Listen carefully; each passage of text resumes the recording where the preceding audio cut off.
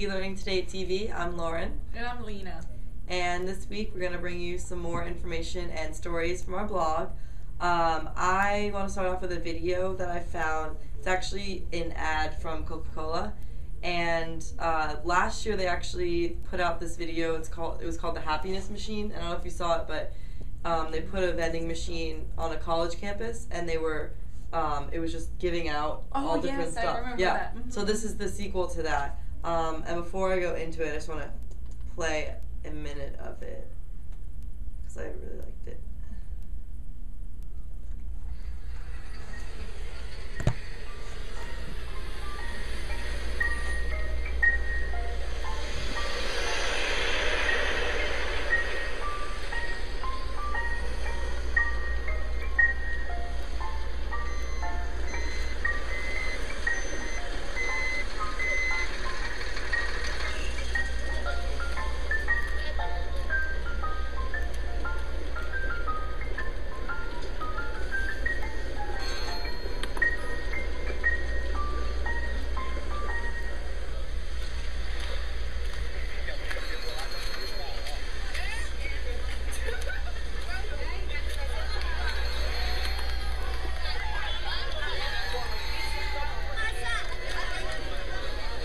Okay, so I don't know how far I got, but you can see that basically the video, it has this truck and it's going through the streets of Brazil and it's giving out either soda or it goes into giving out like a surfboard and soccer ball, and it's kind of just spreading this happiness that kind of goes along with the theme of Coca-Cola.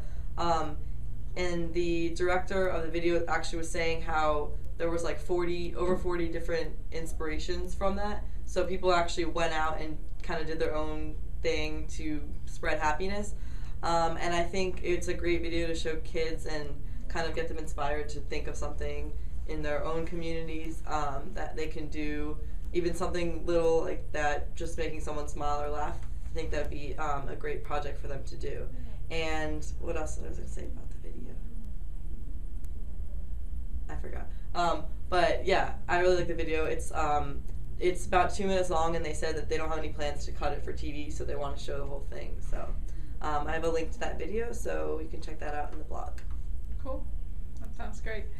All right, and Disney bought Togetherville is the social networking site for kids ages 6 to 10.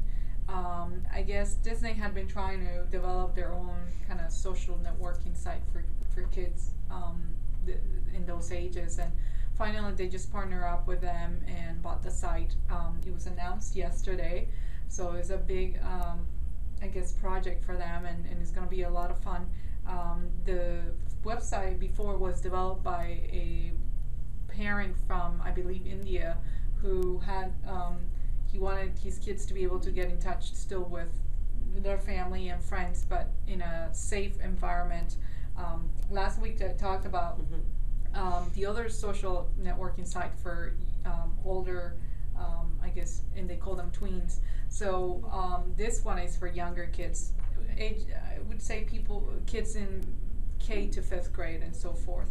And what they can do is they can play a lot of games, they can share cards, messages, etc., and everything is like parent approved. So it's very safe. The parents can actually log in with their Facebook account and kind of monitor everything that the kids do. There's no avatars, there's only pictures of themselves, so you can see that it is a child or it is a parent and so forth. So it looks really cool, and it's kind of cool that Disney bought it, so they're going to be able to invest more money into the project and make it something bigger, so kids can have their own safe environment like adults do and other kids do as well. So All right. Well, he's a really cool guy. I actually talked to him a little bit. He presented, so he really knows what he's doing. He's very inspiring. So I guess Disney's buying out all the cool things that are presented with Dust and Magic. So they bought some other things as well that have been presented in Dust and Magic. Taking over. yeah. They're taking over all the cool stuff. Okay, and I found some cool quiz type websites that you can use whether you're a teacher or a parent, just kind of test your kids and see where they are. I'll show you one of them, but some of the others were Zoho Challenge, which is very simple, and you can pick from like true, false, multiple choice, all different types of quizzes there. And it also has an option that will have an automatic graded factor. So if you have all these tests and they're all multiple choice, it'll just automatically grade it for you. So it's a nice resource there. Quiblo is the second one, and this one's very simple and it's very fast. You can actually embed these quizzes, so you can use them in class websites or any pages that you have for your class, and it only takes a few minutes to set one of those up. Testmos is the other one, and this one's really user-friendly. There also is an automatic kind of quiz grading option there, and this one it gives you reports of the answers. So if you actually have either extended responses or some kind of quiz like that, it will show you your students' results there, so you can look at them all. And the last one's called Brainios, which I just want to show for a second. It's basically flashcards, but they're online, so you can make your own, or you could use I don't know if you can see this. You can use the ones that are already on there. So like this is a math one. The question will come here, and then you'll just type in your answer. I think it's 12. I can't see upside down. And then you hit go, and then it gives you the answer there. So it's just a fun and easy way you can make your own quiz, and you can actually play some other ones there. So that's what I found. That's pretty cool. Awesome. Well, and to kind of tie in what a lot of parents worry about and educators, that, well, is the internet and all these games and social media making us dumber or maybe not smarter? Well, there was a study that came out that kind of studied the brain in two different groups. People ages over 65, who they call internet naives, and then people who were internet native. So, and they kind of looked at their brains and studied them doing different exercises like Googling things or searching for things, playing games, or reading a book. And pretty much what they said is that the activity in a certain part of the brain increased when people were online. So it does make us smarter. So that's one of the cool things that the study found. And what they're trying to do is kind of integrate that with what happens to the kids who are natives now, internet natives.